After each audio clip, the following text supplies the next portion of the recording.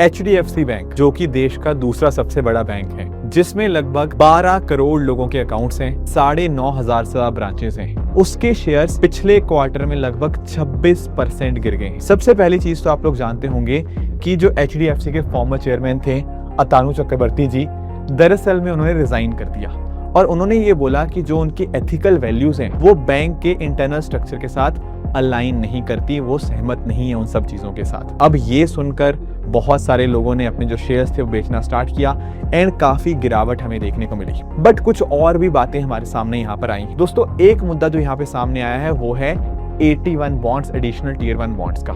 इसका मीनिंग जानना भी इंपॉर्टेंट है। आप लोग बॉन्ड समझते हो? बॉन्ड एक ऐसी चीज होती है, एक डेट इंस्ट्रूमेंट होता है, जहां पर मान लेते हैं मैं इन्वेस्टर हूं, मैं कुछ पैसा आपको दे रहा हूं, बदले में मुझे हर साल कुछ ना कुछ इंटरेस्ट मिलता रहेगा और टाइम कंप्लीट होने के बाद मुझे सारा पैसा वापस मिल जाएगा। आम बॉन्ड ऐसे काम करता है, इसमें कोई खास ज्यादा रिस्क नहीं होता। जब मैं बात करता हूँ एडिशनल टियर 1 बॉन्ड की, ये काफी रिस्की होता है। यहाँ पर आपकी कमाई अच्छी खासी होती है, इंटरेस्ट अच्छा मिलता है, पर रिस्क भी उतना ही ज्यादा होता है, क्योंकि यहाँ पर ना ये परपेचुअल इंस्ट्रूमेंट होता है, इसकी कोई सीमा नहीं होती, इसकी कोई एंड डेट नहीं होती, कोई मैच्योरिटी डेट नहीं होती कि मान लो 5 साल 10 साल, ऐसा नहीं है। ऐसा बताया जा रहा है कि HDFC बैंक के कुछ एम्प्लॉइज ने मिस सेल किया। HDFC बैंक के UAE में जो एम्प्लॉइज थे उन्होंने अपने कस्टमर्स को बोला कि ये प्रोडक्ट अपने आप में सेफ है, जबकि है ये बहुत रिस्की थे।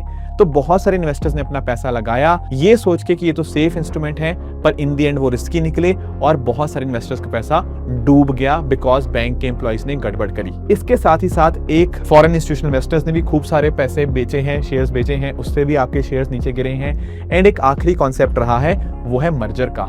दरअसल में जब HDFC लिमिटेड और HDFC बैंक का मर्जर हुआ, अब इसमें एक समस्या आई, वो थी एसेट लायबिलिटी मिसमैच की।